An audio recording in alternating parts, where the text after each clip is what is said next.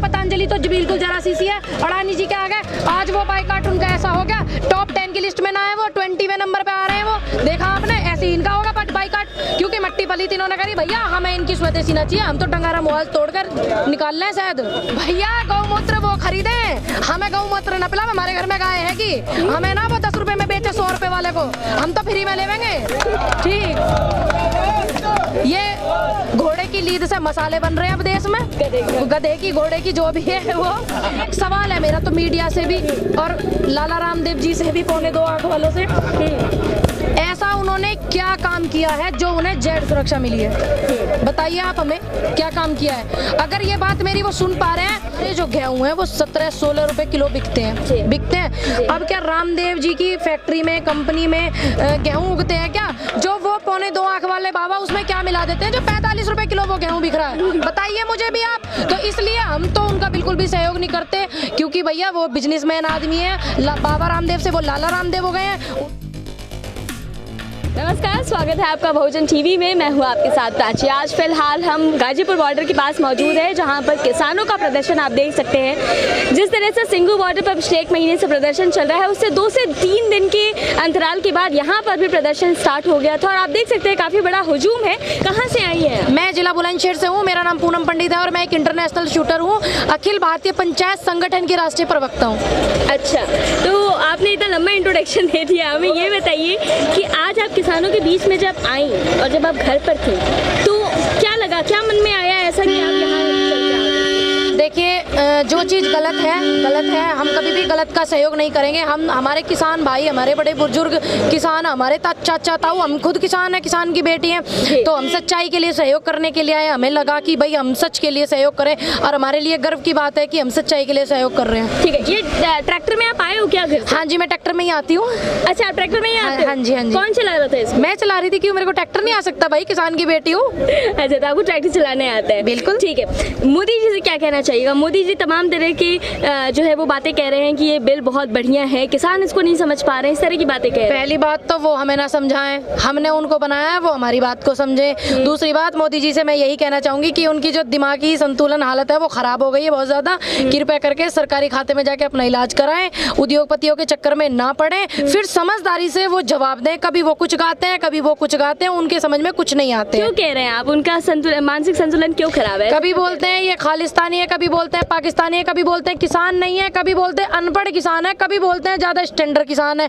अब एक चीज को वो समझ ले कि उनको बोलना क्या है। तो इस बात से मुझे भी लगता है कि उनका दिमागी संतुलन ठीक नहीं है और माननीय पद पे हैं वो बहुत बड़े, तो अच्छा नहीं लगता। हमारे देश का ये मैसेज गलत जाएगा बाहर कि जो भारत का प्रधानमंत्री है वो एक समझ पे बात नहीं कर रहे हैं। अच्छा जी, आप एक युवा हैं, लड़की भी हैं, दोनों होने के नाते मैं आपसे सवाल करूंगी, और जैसा आप बताती हैं किसान की बेटी भी हैं जी, ठीक है। तो जिस तरीके से प्रधानमंत्री जी और उनके पार्टी के लोग भी जो है ये कहते आए हैं कि इस बिल में ऐसा कुछ गलत नहीं है, किसान इसको समझ नहीं पा रहे हैं, अनपढ़ हैं किसान। कुछ लोग कह रहे हैं कि भैया किसान ही नहीं है, ये लोग बाहर से आए हुए लोग हैं, या सब पंजाब और हरियाणा के किसान हैं, क्या कहिए? देखिए, मैं तो यूपी से हूँ, हाँ ठीक है, तो होगी उनकी बात एक ही गलत। दूसरी बात वो बोलते हैं पढ़े लिखे नहीं है, तीसरी बात वो बोलते हैं इसमें कुछ गलत नहीं है। ये वाली बात तो उन्होंने खुद मानी है कि इसमें 9 हेडलाइंस गलत है, इसमें टोटल 15 है, उन्होंने 9 को तो खुद गलत माना है। अब वो बोल रहे हैं कि गलत नहीं है, 9 को वो गलत मान रहे हैं, 12 को हम मान रहे हैं, बचे कितने? 3। क्या बचा? उसमें कुछ भी नहीं, फाड़ के डस्टबिन में डालें उसको, फिर हमसे बात करें सहयोग की, बस। राजनाथ सिंह का अभी रिसेंटली बयान आया है कि एमएसपी नहीं हटाई जाएगी, क्यों विश्वास नहीं कर रहे हैं उनकी बात? आप ये बात बताइए, एमएसपी क्यों नहीं हटाई जाएगी?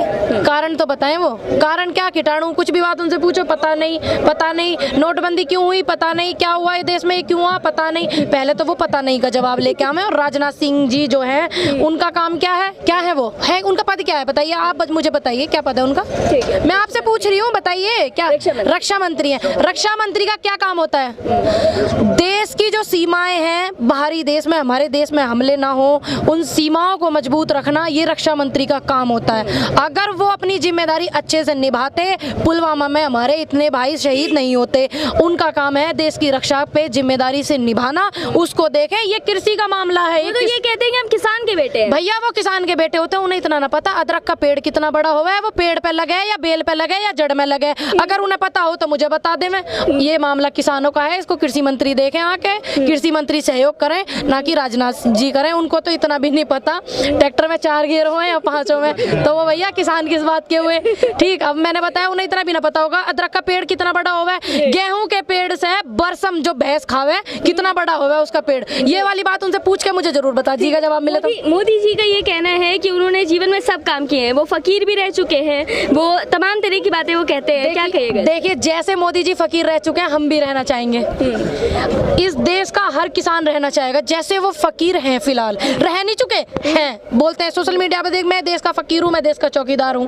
हम भी रहना चाहेंगे, क्योंकि 10 लाख का सूट पहनने वाला भैया फकीर, 1.5 लाख रुपए का पेन रखने वाला भैया फकीर, 1 लाख रुपए की जुराब पहनने वाला फकीर है। तो हम भी ऐसे फकीर बनना चाहेंगे। आप सभी लोग बनना चाहेंगे? नहीं, बिल्कुल। देखिए, हम भी बनना चाहेंगे। कांग्रेस सरकार थी, सूट सलवार पहन के भागे थे रामदेव जी, ठीक, और अब बीजेपी सरकार है, अब जेड सुरक्षा लेके भाग रहे हैं। वो ऐसा उन्होंने देश के लिए क्या किया है जो उनको जेड सुरक्षा मिली?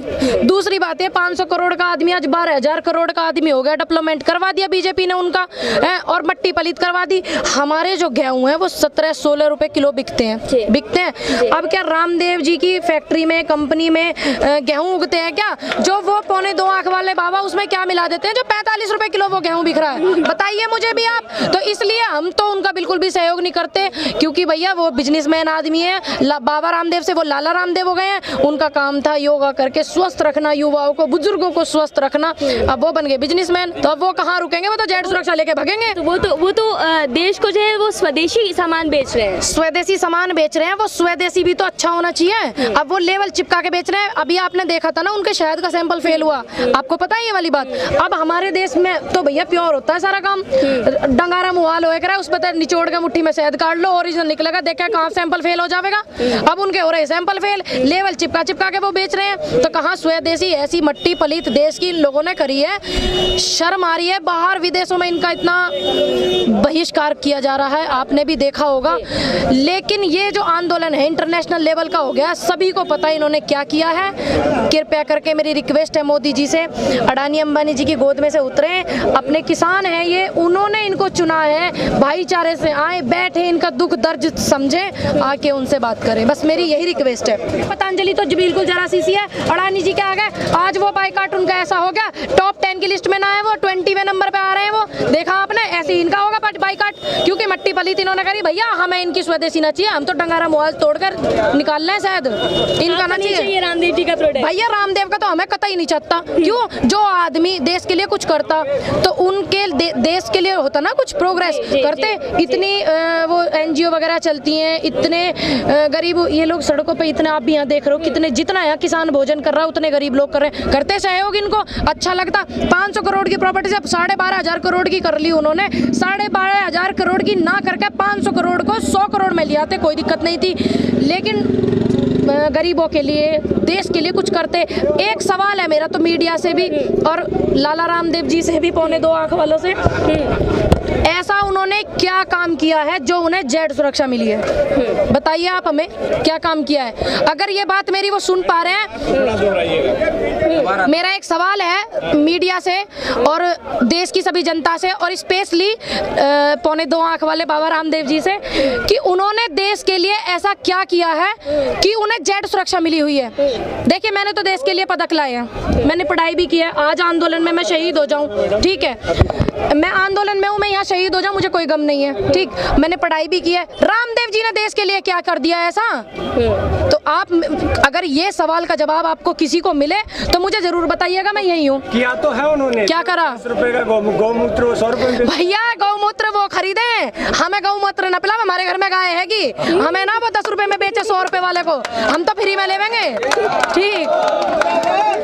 ये घोड़े की लीद से मसाले बन रहे हैं अब देश में, गधे की घोड़े की जो भी है वो, बस अब वही तो हो रहा। आपने देखा कुछ 6.6 पे आ गई है उसकी वो, है ना, कि घोड़े की लीद से बस मसाले ही बन रहे हैं और देश में कुछ ना हो रहा, मट्टी पलीत कर दी इन जैसों ने।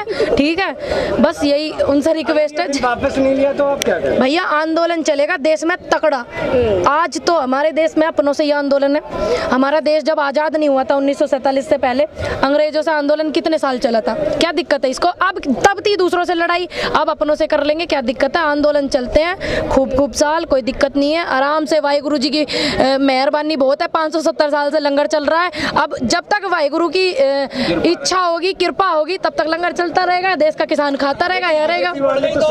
आंदोलन की हमें तो आदत सी पड़ गई, अब तो हम मरते दम तक। और मुझे तो एक बात की और टेंशन हो रही है, यहाँ आंदोलन की व्यवस्था जो अपने सभी किसान भाइयों ने, सिखों ने, हिंदुओं ने, मुस्लिमों ने, ईसाइयों ने जो व्यवस्था की हुई है, कहीं बीजेपी वाले ना आ जाए समर्थन करने के लिए यहाँ की व्यवस्था देख के, तो अपने आप को काबू में रख के बैठे, कभी उल्टा पाशा गिर जाए। अच्छा जी, एक चीज और आपसे जानना चाहिए। हाँ, मेरा नाम पूनम पंडित है और मैं एक इंटरनेशनल शूटर हूँ, शूटिंग की प्लेयर हूँ, अखिल भारतीय पंचायत संगठन की राष्ट्रीय प्रवक्ता हूँ। जी ठीक है।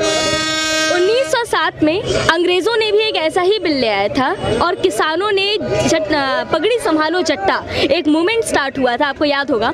उस समय अंग्रेज हार मान करके बिल वापस ले लिए थे, लेकिन आज जब अपने ही देश में किसान सड़कों पर है तो सरकार इस बिल को वापस लेने के लिए टस से मस नहीं हो रही है। देखिए, क्या कहिए? मैं ये कहूँगी, देखिए सरकार टस से मस नहीं हो रही है, सरकार को आदत पड़ गई है अमीरों के तलवे चाटने की। ठीक है, तो जब आपको पता है 1907 में वो बिल लागू हुआ था तो किसानों ने एक आंदोलन चलाया था। आप ही ने मुझे बताया, उस टाइम पे तो मेरी उम्र भी नहीं है, लेकिन मुझे थोड़ा सा पता है, जैसे मैं सुनती हूँ अपने बुजुर्गों से। तो जो किसान, वो अंग्रेज लोग थे, वो हार मान गए थे। किसान है भाई देश का, ये बुद्धि सेट कर दे अच्छे की, इनकी भी करके जावेगा, बिल्कुल जावेगा। और देखना हमारी जीत होगी, क्योंकि हम सच्चाई पे लड़ रहे हैं, अपने हक के लिए लड़ रहे हैं, अड़ीक है हम अपनी सच्चाई पे। देखिए, पहली बात तो जोर जुर्म की टक्कर में संघर्ष हमारा नारा है ना, इस बात को पूरी तरह सिख समुदाय प्रतिपादित करता है। और सिख समुदाय ने हर जुर्म के खिलाफ पहले आवाज उठाई और बलिदान और सेवा कार्य उनका सबसे पहले उन्हीं का ही होता है। तो हम कहते हैं ना, हांडी का एक चावल टटोला जाता है, और हांडी का पहला चावल ही अगर गलत निकल जाए तो फिर हमें हांडी देखने की जरूरत नहीं पड़ती। तो हमने जो पहला कानून देखा जो बना था 1955 में जमाखोरी के खिलाफ, वही जमाखोरी को जो अपराध था उसको प्रधानमंत्री महोदय ने पास करा के लीगली उसको पारित कर दिया। मतलब अपराध को बढ़ावा दे दिया। और अपराध को बढ़ावा कौन देता है? कौन देता है अपराध को बढ़ावा? अपराधी अपराधी होगा, वही अपराध को बढ़ावा देगा। तो इस अपराध को बढ़ावा किसने दिया? मोदी जी ने। तो भैया याद कर लो, जितने अपराधी हुए उनके साथ क्या हुआ है देश में, कहां लेके गया है देश। जनता नहीं छोड़ेगी, हिसाब लेगी अपराधियों से, पूरा हिसाब लेगी। बीजेपी के एक नेता कहते हैं कि यहाँ पर जो किसान है वो असली किसान नहीं है, सूट बूट पहन के आए हुए किसान है, ये असली किसान नहीं। देखिए, उनकी मानसिकता पे ना, मेरे से जवाब लेना, मैं बताऊंगी। इनकी मानसिकता से ना अपन, क्योंकि क्या होता है, जिसकी भावना जैसी होती है ना वो वैसा ही देखता है। अभी इनके लिए टिप्पणी करना भी ना गाली लगता है, अपन इसलिए टिप्पणी भी नहीं करना चाहते। लेकिन बात यह है कि क्या किसान का बेटा सूट बूट नहीं पहन सकता? क्या इन्हें किसान वही अच्छा लगता है जो फांसी लगा ले, जो ऐसे टोपा टंगड़ी लगा के रहे, वही किसान है? ये परिचय किसान का नहीं। किसान का भी हक है। आज किसान के बच्चे भी अमेरिका, लंदन, बाहर विदेशों में रह रहे हैं। तो ये सब ना अब देश में चलने वाला नहीं है मोदी जी का। मोदी जी क्या करते हैं, जब भी देश के हक में कोई आंदोलन खड़ा होता है, उसको जात मजहब का चोला उड़ाकर उसको तोड़ने की कोशिश करते हैं। यही करते आए पिछले 6 साल से। अरे जिसने चाय बेची हो वो बनाना क्या जानेगा, वो तो देश बेच रहा है। बेचने वाले ने कभी कुछ बनाया नहीं है। कहता है कि लोगों को समझ में नहीं आ रहा बिल। अरे आएगा कैसे? नोटबंदी जनता को नहीं समझ आती, जीएसटी व्यापारियों को नहीं समझ आता, कृषि बिल किसान को समझ में नहीं आता। इसको क्या समझ आता है? मुझे तो ये समझ में नहीं आया। मुझे तो लगा ये शादी के फायदे अपनी बीवी को नहीं समझा पाया, इसलिए तो बीवी ने भगा दिया। का किसान है, ये पूरे देश को खिलाता है और फॉर्च्यूनर स्कॉर्पियो में गोबर ढोए लाख रुपए की बिके भैंस, ठीक। और ये किसान है, पढ़ा लिखा हो गया है। जब ये एक बात बताओ, देश का फकीर आदमी 10 लाख का सूट पहन सके, 1.5 लाख का पेन लगा सके, देश का किसान ये 2-4 हजार की जींस नहीं पहन सकता? बताइए, पहन सकता है ना? अपने बुद्धि को सेट कर ले, देश का किसान है ना, सेट करके जाएगा। बाबा रामदेव ने ये कहा था कि जब पेट्रोल 35 हो जाएगा, अब बीजेपी सरकार आ गई, पेट्रोल पहुंचा दिया इन्होंने 72-75, तो वो सुरक्षा से इस पेट्रोल की बात का क्या मतलब है? इसका क्या संबंध है बात से कि उनको जेड सुरक्षा मिली? अब हम नहा धो के और हाथ धो के पीछे उनके पड़ गए कि उनको सुरक्षा मिली क्यों मिली? बिल्कुल बिल्कुल नहा धो के पड़ गए। कंगना को भी तो वाई प्लस सुरक्षा मिली। भैया कंगना को वाई प्लस सुरक्षा इन्होंने दे दी क्योंकि इन्हें बीजेपी सरकार में एक बढ़िया सी यंग सी नेता लड़की चाहिए थी, इन्होंने इसलिए दे दी। ऐसा कंगना ने कौन सा बम फाड़ दिया, कौन से सीमा पे वहाँ पे रक्षा करी जो उसको जेड सुरक्षा मिली? लेकिन अब एक ट्वीट भी आया था किसानों के जो है वो खिलाफ, उन्होंने बहुत कुछ बोला, बहुत बौखला रही है। मेरे चाहे इतनी सी जमीन है, फरद निकाल के दिखा सकूं, आ जाएगी मेरे खेत में काम कर लेगी, 500 रुपए दूंगी उसे रोज की मजदूरी, आ जाएगी मेरे यहाँ काम कर लेगी। मेरे घर में काम है, किसान की बेटी हूँ और मेरे नाम पे फरद है, मेरे नाम पे जमीन है, चाहे इतनी सी है, लेकिन आवे वो मेरे घर काम कर ले।